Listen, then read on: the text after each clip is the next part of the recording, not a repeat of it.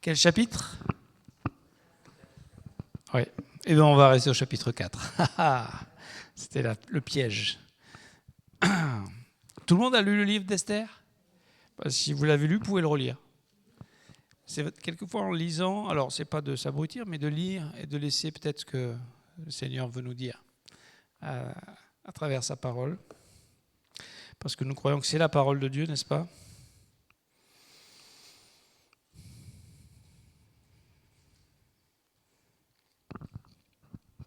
Donc, on va rester dans Esther, chapitre 4, et on va s'interroger sur la décision qu'a prise Esther dans ce chapitre. Seigneur, encourage-nous, donne-moi d'être simple, clair, et bénis ta parole ce soir, par ton Saint-Esprit, Seigneur. On a besoin d'une touche spéciale, Seigneur, de toi, pour comprendre, pour recevoir, pour laisser cette parole que tu nous as donnée déjà depuis plus de 2500 ans, Seigneur, nous rencontrer ce soir et nous aider dans notre quotidien, dans notre marche, dans les défis de la vie, du quotidien, les incompréhensions, les souffrances, et voilà, la vie tout simplement, qu'on puisse rencontrer ta provision. Au nom de Jésus. Amen. J'ai une question pour vous, qui sera peut-être... Ça vient en plus de ce que j'ai préparé, mais pourquoi pas. On y va par la foi. Vous êtes prêts?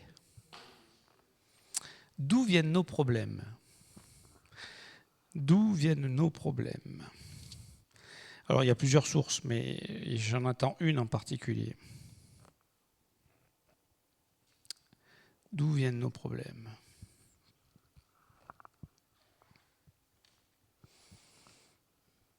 Je vous laisse un peu réfléchir.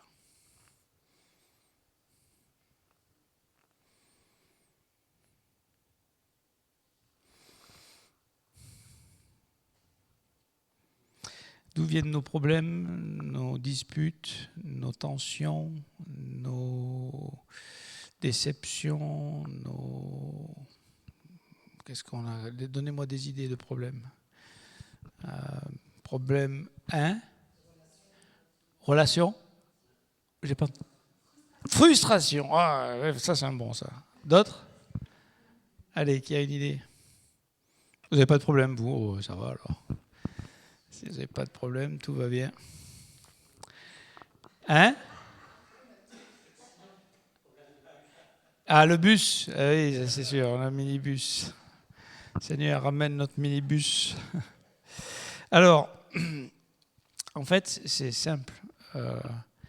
La plupart de nos problèmes viennent de la chair, viennent de notre ancienne nature pécheresse.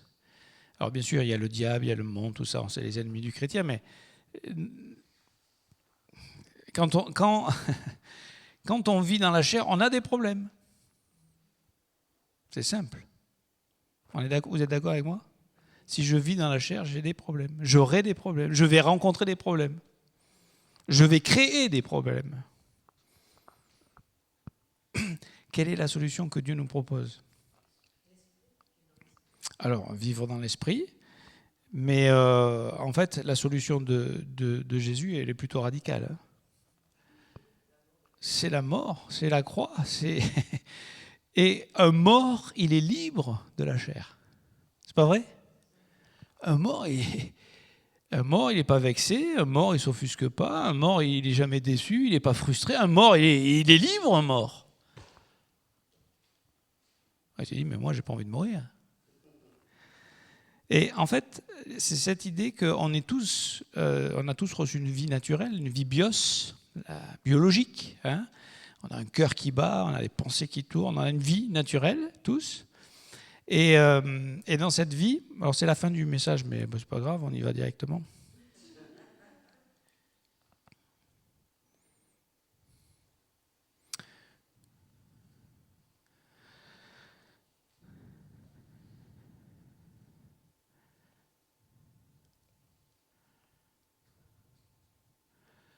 Je retrouve même plus mon message. En fait, quand nous, on vit, l'homme naturel qui vit, en fait, il ne veut pas voir la mort. Il la refuse. Il vit dans une forme de déni. Il le sait qu'il va mourir, mais pas lui, pas maintenant, jamais. En fait, on pense comme ça, parce qu'on a tellement peur de cet ennemi, de ce moment, donc on le repousse inexorablement. Donc pour certains, vivre, c'est refuser de penser à la mort. Mais on le sait, c'est inexorable. On est en route, donc on est vivant et en route vers la mort. Et on est vivant biologiquement, et ceux qui ne sont pas nés de nouveau sont morts spirituellement. D'accord ? Et ils vont vers la mort physique, tragique, mais surtout la mort éternelle, spirituelle. S'ils ne se convertissent pas, s'ils ne laissent pas le Seigneur Jésus les sauver. Pour nous qui sommes croyants, c'est différent. Parce qu'en réalité, nous sommes déjà morts. Et pourtant, on est bien vivants. Mais on est vivant biologiquement, c'est sûr, on a un corps. Et c'est sûr qu'un jour, tôt ou tard, à moins que le Seigneur ne revienne et qu'on soit enlevé, ça serait une belle expérience. Seigneur, moi je suis partant pour. Je ne sais pas si vous êtes partant pour ça, mais on y sera tous. Même si on est déjà mort, on sera ressuscité avant. Donc on sera là, l'enlèvement, on ne le ratera pas. Mais autant passer directement. Mais en fait, cette idée de passer directement, c'est, même si on passe par la mort physique, c'est ce qui va se passer. Alors c'est vrai, hein, quand on voit des gens qu'on aime se dégrader physiquement, c'est dur. C'est dur. Et on se dit, on ne veut pas le voir, parce qu'on se dit, le jour ça va m'arriver à moi peut-être aussi.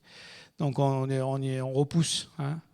Hier, on était dans une maison de retraite, et ma mère m'a dit, tu ne m'emmèneras jamais dans un truc. Jamais tu me laisseras dans un endroit pareil. Je dis, normalement, ce n'est pas le plan. Hein. Mais on n'a pas envie, on ne veut pas ces choses-là. Ce que je voulais vous dire, c'est que nous, en fait, on a reçu la vie éternelle. Et en fait, on ne va jamais mourir. C'est Jésus qui dit ça. Hein, il dit ça à Marthe, en Jean 26, c'est quiconque vit et croit en moi ne mourra jamais. Et il rajoute, crois-tu cela ?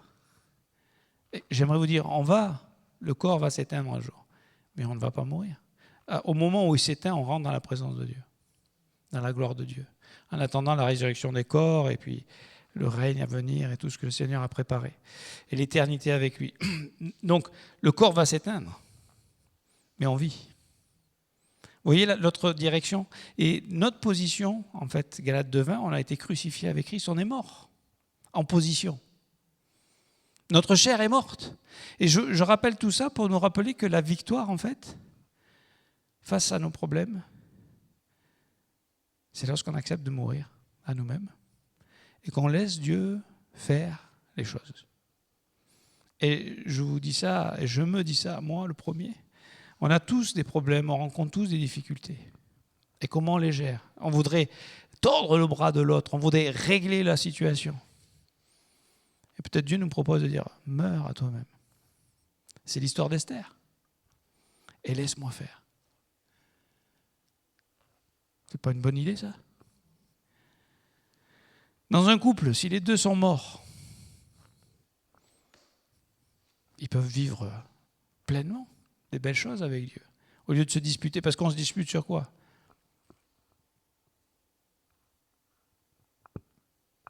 On se dispute à cause de la chair, parce qu'on n'est pas mort, parce qu'on veut avoir raison, parce qu'on veut régler le problème, parce que l'autre m'ennuie, ou me blesse, ou me dérange. Si je suis mort,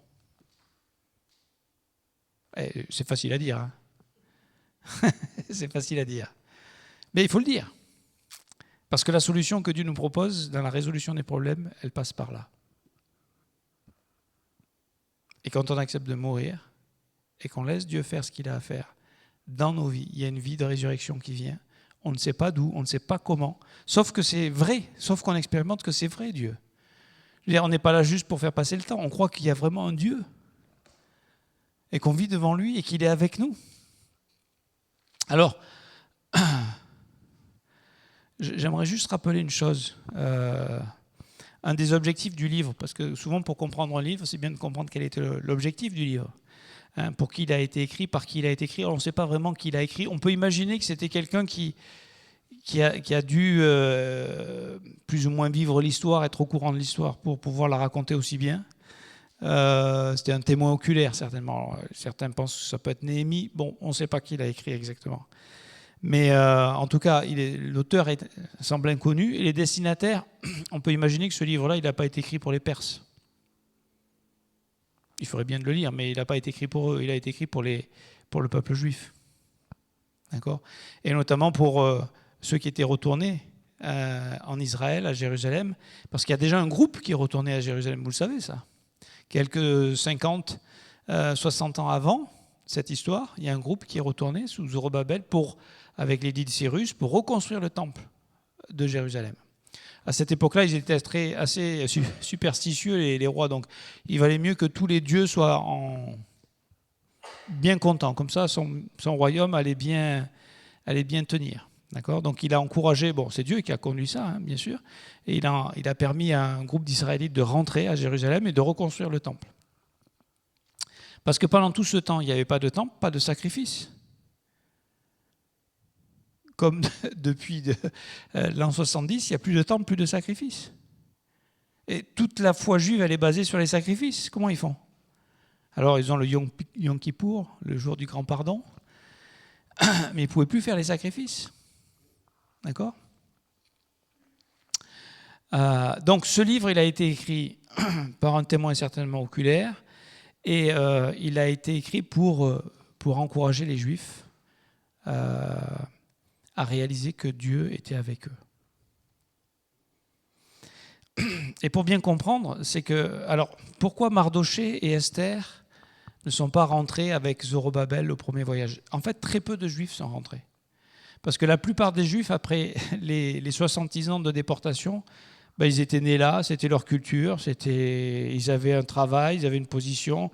On voit même Mardochée, il était dans le palais du roi, il avait certaines positions pour je ne sais pas dans quoi, mais dans le gouvernement du roi en tout cas. Il était à la porte, faisait partie des conseillers. Donc ils avaient trouvé leur place. Et il y a très peu qui sont rentrés. Alors le voyage était long, le voyage était dangereux, l'arrivée là-bas sur place... il n'y avait pas la police, tu ne pouvais pas aller à la gendarmerie si tu avais un problème avec quelqu'un qui te voulait du mal. C'était une autre époque qu'on n'a pas connue, nous. Donc peu sont rentrés. Et pourquoi ils ne sont pas rentrés, eux ? Alors on peut imaginer peut-être que... Est-ce qu'ils étaient nés quand Zorobabel est parti ? Quel âge il avait, là, Mardochée ? Peut-être qu'il était enfant, il était tout petit, et il n'avait pas le choix de retourner avec eux. Donc il n'a pas eu le choix. On peut imaginer pour Esther, elle n'était même pas née quand ils sont repartis. D'accord ? C'était une jeune femme, donc elle n'était pas née, donc elle y est pour rien. Ses parents, eux, ils auraient pu rentrer, mais ils ne sont pas rentrés, donc bon, peu importe. Ils ne sont pas là. Je dirais qu'ils ne sont pas là où Dieu aurait aimé qu'ils soient, à Jérusalem. Mais là, Dieu est en train de nous montrer avec l'histoire d'Esther que même quand on est à côté, Dieu est avec nous. C'est une bonne nouvelle, ça. C'est que Dieu, s'il est capable de prendre soin de ses enfants qui sont déportés au loin, qui ne sont pas là où il voudrait qu'ils soient, s'il est capable d'en prendre soin, alors à combien plus forte raison il en prendra soin quand ils sont dans le plan de Dieu. Et ça, c'est une bonne nouvelle pour nous. C'est que nous, croyants, quelquefois, on est à côté de la plaque. Et tout de suite, on a le raisonnement, oui, mais bon, Dieu ne peut pas me bénir, puisque de toute façon, je suis à côté de la plaque. Et puis Dieu ne se soucie pas de moi, et puis Dieu me laisse, voilà, dans ma situation. Non. Tu es un enfant de Dieu, Dieu est avec toi. Et il va prendre soin de toi.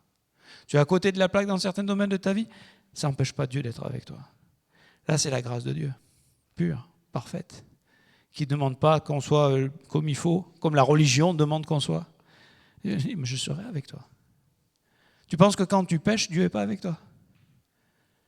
Alors peut-être qu'il n'y a pas la communion, parce que Dieu n'a pas de communion avec le péché, mais il est avec nous.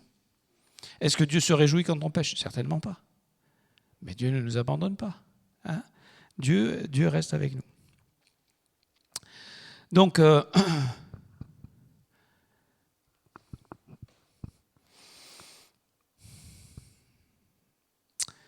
et donc il est en train de montrer à travers cette histoire que Dieu prend soin de ses enfants et que rien ne va les atteindre sans qu'il le permette et sans qu'il offre aussi une solution au travers des épreuves, au travers des difficultés qu'on rencontre et un moyen d'en sortir.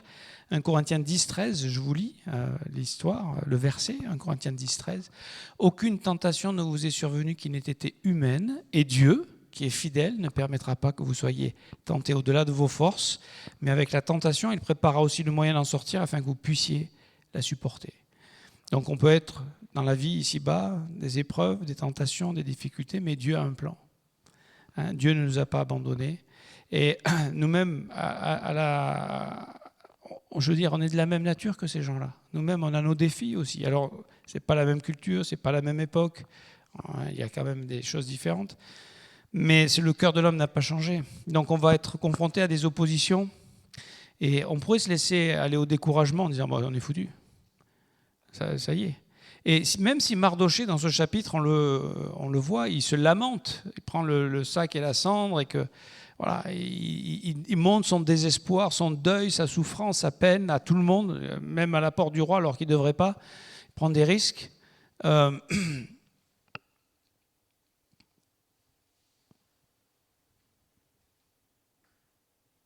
même temps qu'il révèle sa souffrance et sa peine et sa douleur et quelque part un peu son incompréhension de ce que Dieu permet à travers la situation. En plus, il semblerait qu'il soit un peu à l'origine de ça. Enfin, le livre le dit clairement, c'est à cause de Mardoché quand même. Donc vous pouvez imaginer le poids de la culpabilité, de savoir que le peuple va être détruit. Et en même temps, il a une foi extraordinaire. Il sait que Dieu, il a des promesses faites à son peuple. Et que quoi que les gens, quoi que le roi, enfin, il le dit dans ce verset, il dit au verset 14, « Car si tu te tais maintenant, le secours et la délivrance surgiront d'autre part pour les Juifs. » De toute façon, t'inquiète, Dieu, il a une solution. Et nous devrions avoir ce genre de foi. On a parlé de la foi tout à l'heure. Marcher par la foi. Nous devrions avoir ce genre de foi de dire, ok, là, je suis dans une situation où il n'y a pas de solution. Je n'ai pas la solution, je n'ai pas les moyens. Mais je crois que Dieu, lui, il les a. Je crois dans un Dieu qui, lui, est capable. Il est plus grand que les rois, il est plus grand que les méchants, il est plus grand que le diable, il est plus grand que tout le monde. Il est plus fort. Et je suis son enfant. Et il aura une solution. Ça peut être par toi, mais ça peut être par un autre. T'inquiète pas. Si toi, tu ne veux pas, tu trouveras quelqu'un d'autre. Si toi, tu ne réponds pas à l'appel de Dieu, c'est pas Dieu. Oh là là, mon plan s'écroule. Tant pis pour toi. Tu passes à côté de vivre des choses magnifiques avec le Seigneur. Pas toujours facile d'ailleurs. La vie avec Dieu est faite d'épreuves, de souffrances. Mais la vie de toute façon est faite de souffrances. Mais autant souffrir pour les bonnes choses et pour porter du fruit dans nos vies. Donc le monde, notre chair, le diable, ils ne sont pas plus forts. C'est Dieu qui est plus fort, n'est-ce pas?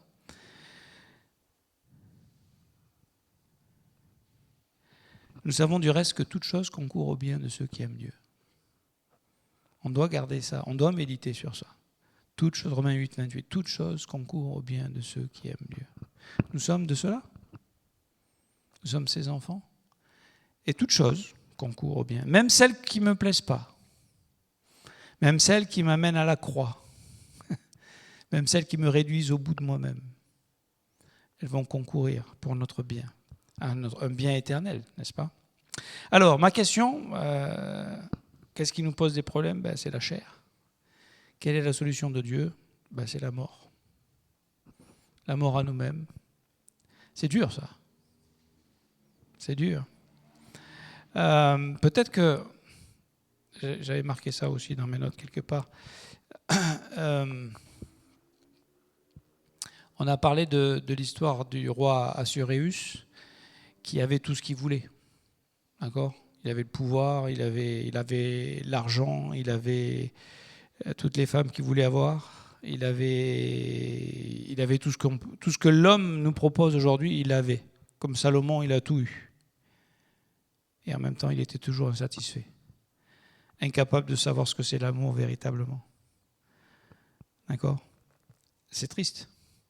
La chair, en fait, si on a compris ça, que même si imaginez un instant, fermez les yeux, vous êtes dans la situation idéale, parfaite de tout ce que vous voulez avoir dans cette vie. le métier, la femme, le mari, les enfants, la maison, la voiture, tout ce que vous pensez, la position, tout, vous avez tout. Ça va, vous êtes bien là? Abby, elle joue le jeu, elle y est là, je le vois. Eh bien, vous savez, vous serez toujours insatisfait. Il vous manquera quelque chose encore. Il y aura toujours quelque chose. Il y aura un Mardoché, il y aura un caillou dans votre chaussure, il y aura une Vashti, une reine Vashti qui ne va pas vouloir vous écouter. Il y aura toujours quelque chose. Vous avez tout et il manque l'essentiel. Et c'est cette vie-là que ce monde nous propose de vivre, après laquelle il nous fait courir. Alors, ma question c'est comment Esther a pu-t-elle prendre une telle décision? D'accepter de mourir, de prendre le risque de mourir. Alors là, c'est carrément dans la réalité, c'est que là, elle risque la mort, véritable, d'accord? Et on voit sa condition de reine. Ça fait 30 jours qu'elle n'a pas vu le roi. On ne peut pas dire que ce soit une condition de vie des plus enthousiasmantes. Peut-être qu'en fait, elle aurait aimé partir et être à Israël. Peut-être que là, elle aurait une autre vie. Mais elle est là. Et elle accepte que là où elle est, Dieu soit avec elle.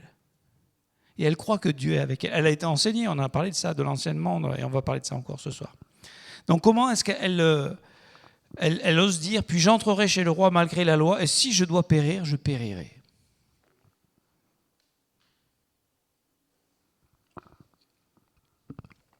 Alors qu'elle est dans une position de privilégiée. Elle est reine. Oui, il lui dit que de toute façon, elle pourrait mourir aussi, mais je veux dire, en tant que reine, elle pourrait peut-être échapper d'une façon ou d'une autre pour sa propre vie. Mais ce qu'on peut reconnaître, 5 points. Vous êtes prêts? 5 points. D'abord, Esther, c'est une femme brisée. Brisée, on le comprend pourquoi elle est brisée, elle est orpheline.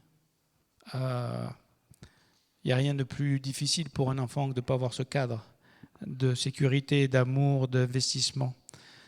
Bon, elle a eu la provision, puisqu'elle a eu Mardoché, mais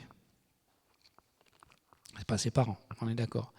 Elle est brisée aussi, je peux imaginer qu'elle est brisée par le fait qu'elle a été choisie pour être parmi les concubines du roi, peut-être la reine, et elle l'est devenue, malgré le fait qu'elle soit même la reine.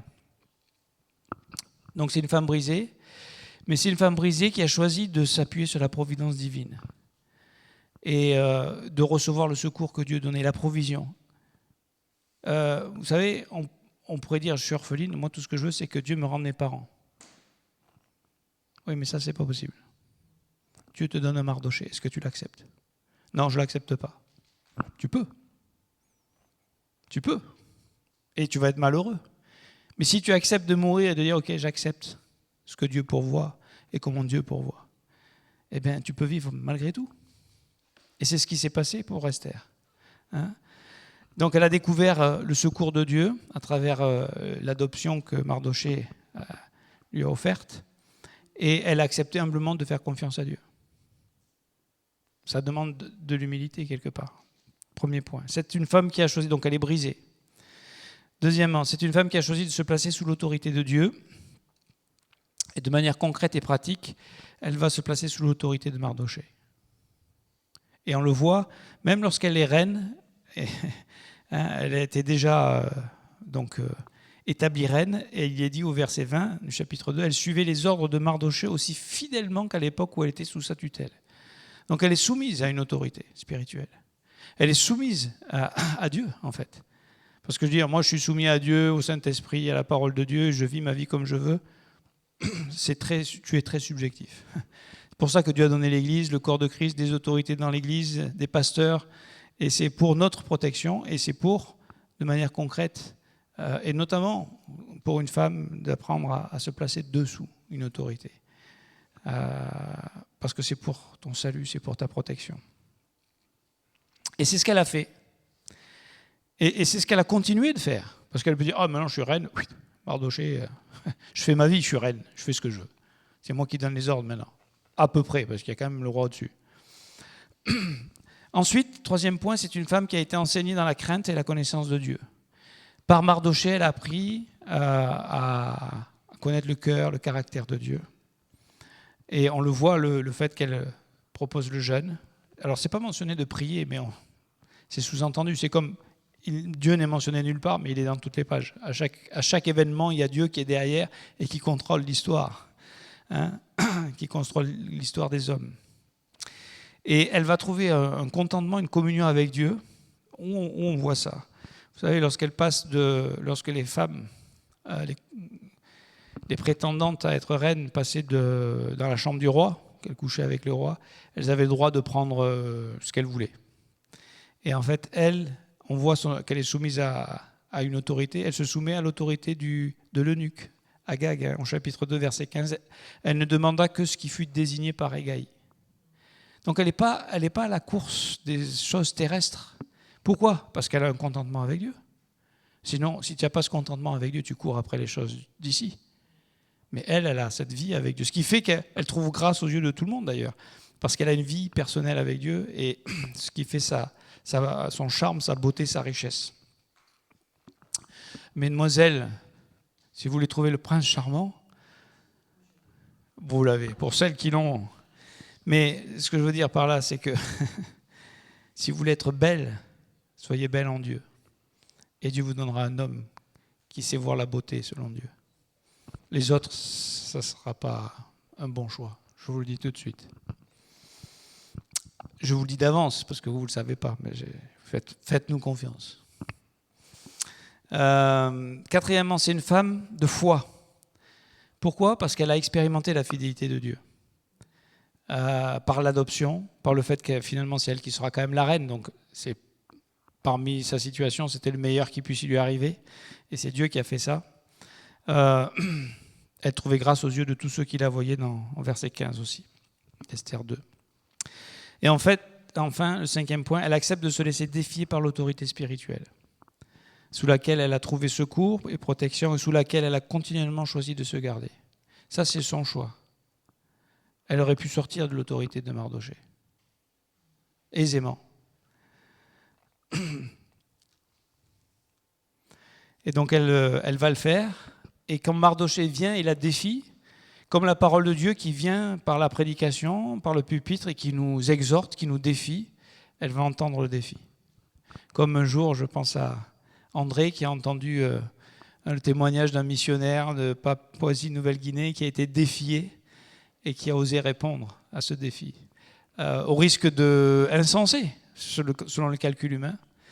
Mais je peux imaginer qu'avec le recul, merci Seigneur d'avoir répondu à ce défi insensé. Merci d'avoir cru Dieu qu'il allait être là, et ce qu'il allait faire, et ce qu'il a fait dans leur vie, ce qu'il a fait dans leur famille, ce qu'il a fait dans leurs enfants. Il n'aurait pas pu le faire à Paris, je crois.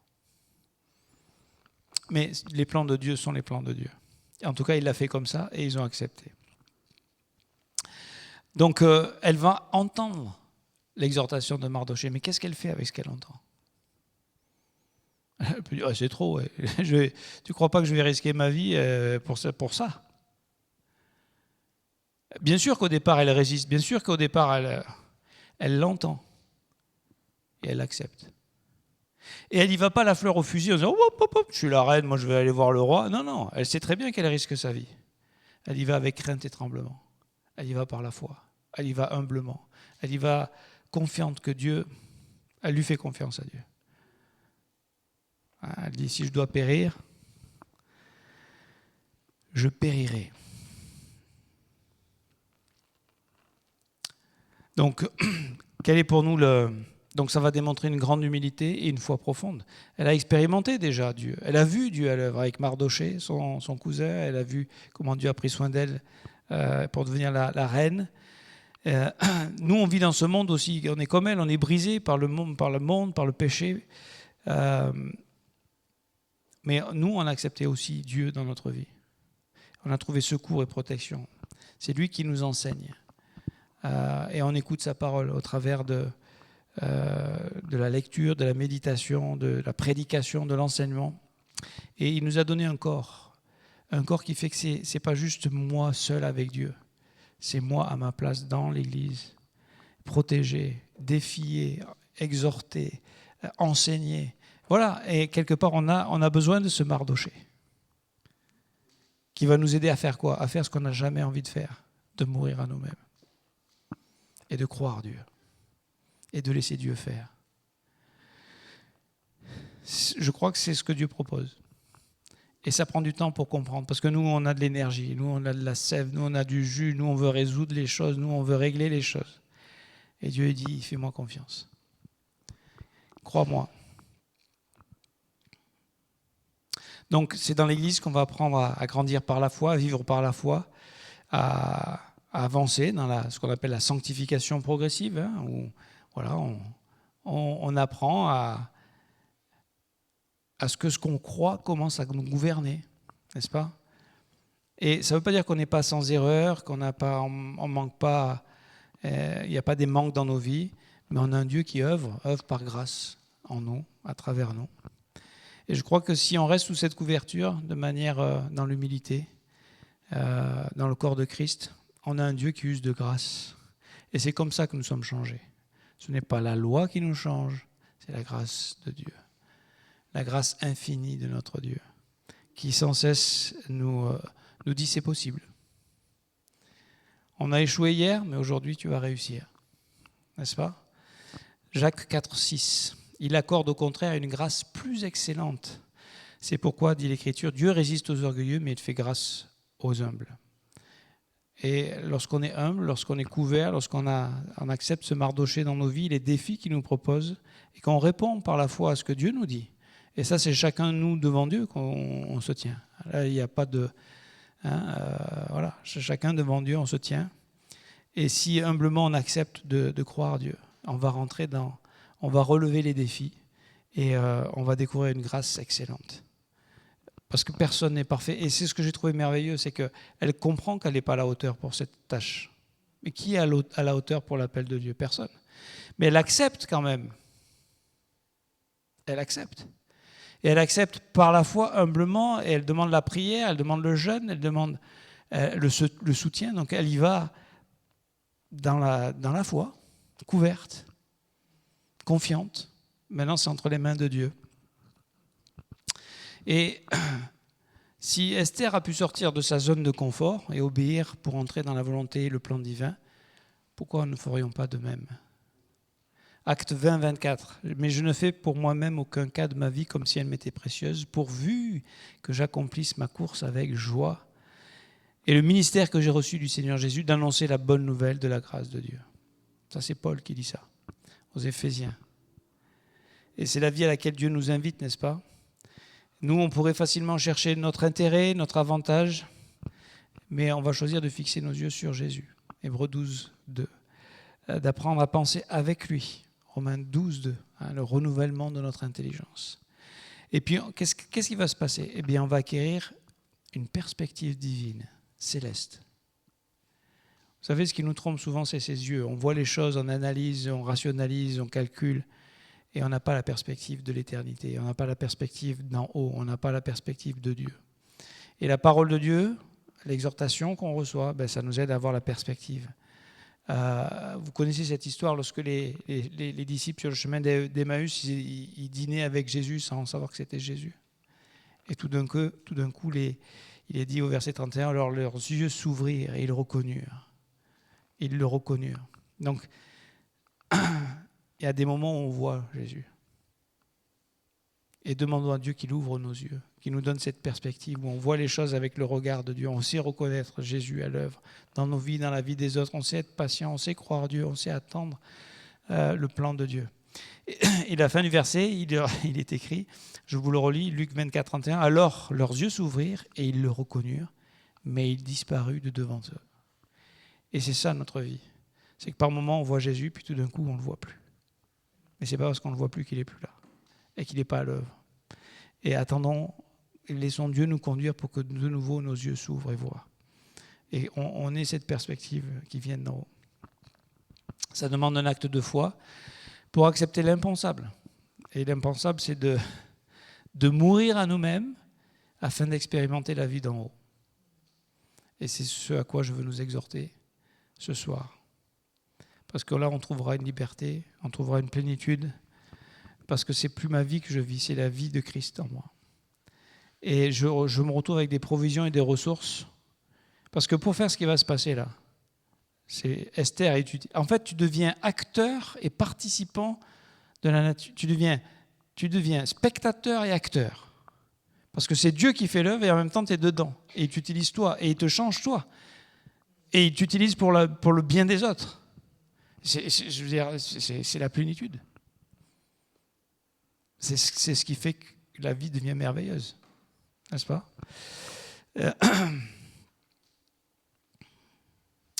Et tu découvres des provisions, des ressources divines. Donc Esther, elle a choisi de faire cet acte librement. Et c'est ce que Dieu attend en fait. C'est comment on va répondre à sa parole, comment on va répondre à ses défis, et comment on va résoudre les problèmes auxquels on est confronté. Eh bien, je peux vous dire que quand on essaye de se faire justice, on empêche Dieu de nous faire justice. Mais quand on choisit par la foi de croire Dieu et de laisser Dieu nous faire justice et de marcher dans ce que Dieu prépare, et qu'on accepte de dire ok, je te laisse la situation, vous serez étonné de voir comment les problèmes peuvent se résoudre. C'est impressionnant. C'est surnaturel. Et ça édifie notre foi parce qu'on se rend compte que Dieu est à l'œuvre. Et Dieu veut agir, c'est juste souvent nous qui l'empêchons. Parce qu'on est toujours vivant et on prend les choses en main.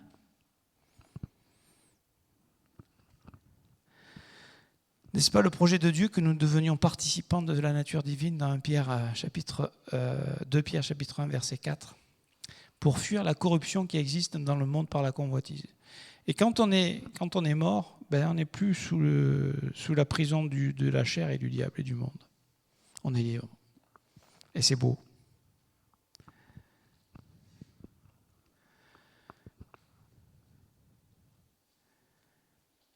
Et je terminerai juste avec ce point. Elle a accepté de se jeter à l'eau. Alors, vous savez, souvent, l'image de la foi, c'est tu fermes les yeux, tu as un précipice, et puis tu fais le pas, et puis... non, la foi, elle s'appuie sur des promesses. La foi, elle s'appuie sur le caractère de Dieu. La foi, elle s'appuie sur une expérience déjà vécue, une démonstration de ce que Dieu a fait dans notre vie. Et on avance. Et les défis sont toujours à la hauteur de notre connaissance de Dieu. D'accord ? Donc c'est toujours plus haut, quelque part, puisqu'on a grandi. Mais dans ce jeûne, dans ce temps de prière, elle va mettre 3 jours. Apparemment, c'est la même période de la Pâque, à la même période où Jésus est resté 3 jours dans le tombeau. C'est le même moment. Ces 3 jours, ça représente cette mort-là. Et pourquoi nous, on n'a plus peur de la mort ? C'est parce qu'il y en a un qui est passé devant nous et qui a vaincu la mort et qui fait qu'aujourd'hui, on sait qu'il y a la vie qui nous attend quand on meurt. Alors, il faut l'expérimenter, il faut le vouloir, il faut le choisir. Mais on peut et quand on l'a expérimenté, on a envie d'expérimenter encore davantage.